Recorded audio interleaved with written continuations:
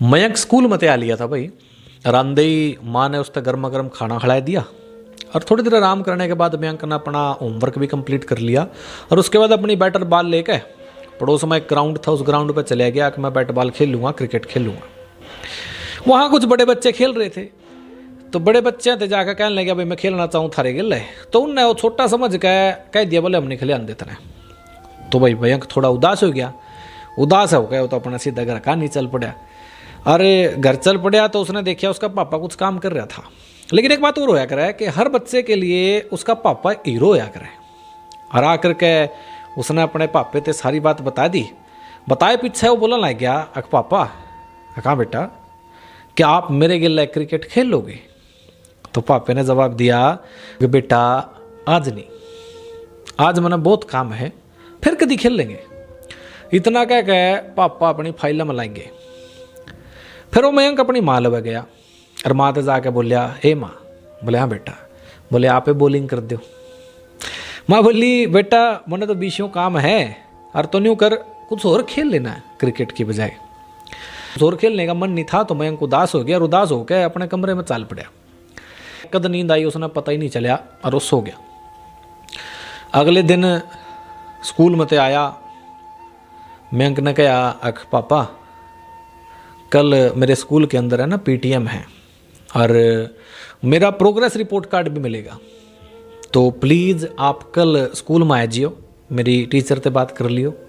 मयंक का पापा बोलिया अक बेटा मयंक कल ना तो मैंने बहुत ज़्यादा ज़रूरी काम है, मैं किसी और ने भेज दूंगा बेटा, वो मैडम गिल्ला भी बात कर लेगा और तेरा प्रोग्रेस रिपोर्ट कार्ड भी ले आएगा। मयंक बोलिया कि नहीं पापा टीचर ने कहती है कि अपने पापा ने ज़रूर लेगी।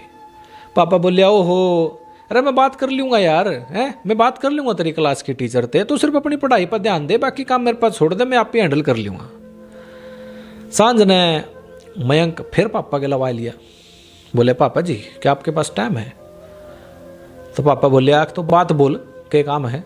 मयंक बोलिया मैडम ने यूँ काम दिया है रिवीजन का, रिवीजन करवानी है। पापा बोले तो बेटे माँ ने बोल दे वह करवा देगी। मयंक माँ लवा चले गया। बोले माँ मैंने रिवीजन करा दे। तो माँ ने कहा कि बेटा मैंने सांझ वाला खाना बनाना है, अब तो मेरे पास टाइम नहीं है। तो मयंक फिर पापे लव चले गया कि बोलिया अगर माँ ने तो सांझ का खाना बनाना है, आप ही करवा दो। पापा बोलिया बोले एक काम कर बेटा पहला याद कर फिर लिख ले, हम भी नहीं करया कर दे अपने टाइम में। पापा ने तो दो टूक से कह दिए उसते और मयंक का बाल मन उदास हो गया। भाई कोई मैंने समझदा ही नहीं, किसी के अलावा मेरे खातर टाइम ही को नहीं, कोई मेरे गिला खेलता ही नहीं, मना को पढ़ांदा ही नहीं, सारे अपने अपने काम में व्यस्त हो गए हैं। ईब आज के बाद तो मैं भी किसी से अपना टाइम नहीं देता। न्यू तो मयंक सोचने लग गया। कुछ दिन बाद बोलिया पापा कल हमारे स्कूल में 15 अगस्त का स्टेज प्रोग्राम है और मैं उसमें भाग लेना है और भाग लेने वाले सारे बच्चे के माँ बाप आऊँगे और आपने भी आना है। पापा बोलिया अगर बेटे मेरे पास थारे फालतू काम खातर टाइम नहीं है, स्कूल वाले ने तो 15 अगस्त की छुट्टी कर देनी चाहिए थी, यह पता नहीं के रोड़ा मचा रहे हैं ऊपर से हमने बुला रहे हैं जबकि हमारे पास टाइम में ना है और मैं नहीं आ सकता। बेटा आप कर लेना मैनेज। अगले दिन 15 अगस्त का स्कूल का प्रोग्राम होया। भाई सारे बच्चे के माता पिता वहाँ आ रहे थे, लेकिन मयंक अपने पापा ने ओड़ा देखने लग रहा, टोन लग रहा, मिले ही नहीं।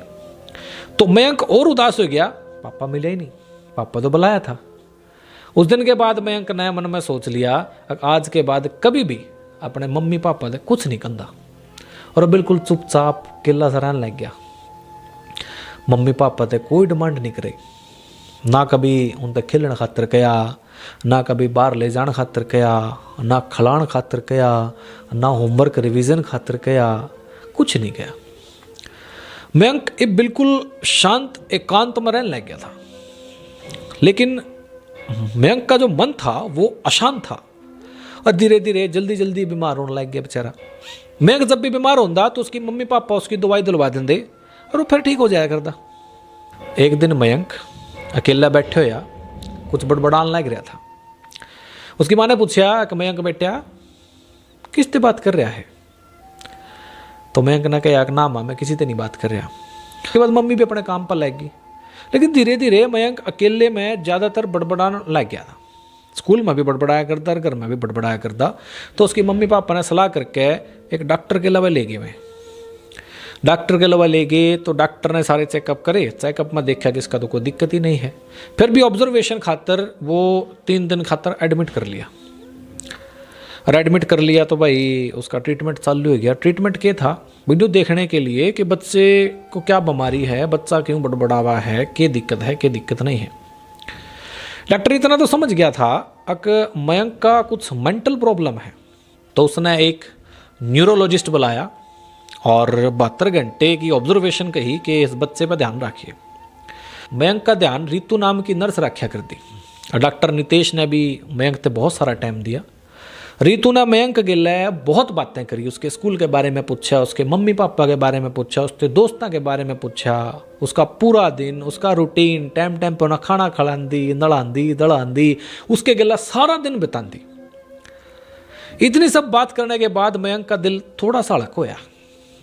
और फिर वो 72 घंटे के बाद 3 दिन के बाद डिस्चार्ज होने लग गया।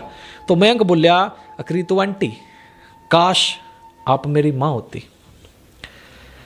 इस टाइम डॉक्टर ने सारी बात समझ में आ गई थी। डॉक्टर ने मयंक के माता पिता बुला लिए कैबिन में। मयंक के माता पिता कैबिन में आ लिए तो मयंक का पापा बोलिया, डॉक्टर साहब प्लीज़ थोड़ा जल्दी बता दो, मना काम है, बाहर जाना है और एक बड़ी अच्छी डील करनी है। वह डील मेरे हाथों तो लिकड़ जाएगी तो मेरा मोटा नुकसान हो जाएगा, तो आप मैंने जल्दी जल्दी बताओ अब मेरे बेटे का हो क्या रहा है।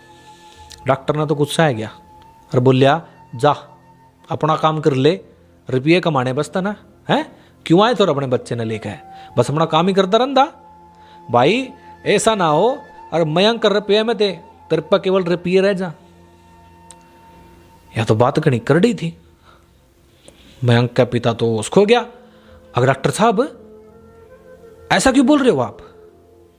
तो मम्मी सॉरी बोल दे डॉक्टर ते कहने लगी, डॉक्टर साहब आप सीधा सीधा बताइए प्लीज, मयंक ना क्या दिक्कत है, क्या बीमारी है और हम उसका इलाज किस तरह करवा सका है, कौन कौन सी दवाई लगेंगी, कितना खर्चा आ जाएगा, मुझे बता दो, हम वो कर देंगे।